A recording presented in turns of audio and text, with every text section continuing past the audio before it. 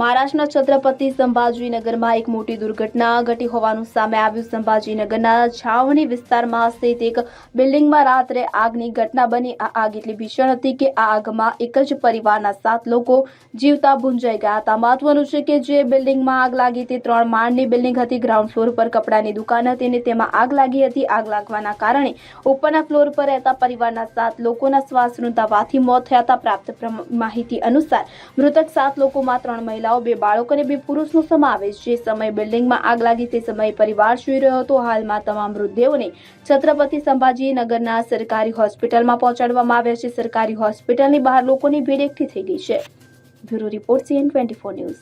હવે જુઓ દેશ દુનિયાની તમામ ખબરો તમારી આંગળીના ટેરવે। ઉઠાવો મોબાઈલ અને Google Play Store પરથી ડાઉનલોડ કરો અમારી CN24 ન્યૂઝ મોબાઈલ એપ।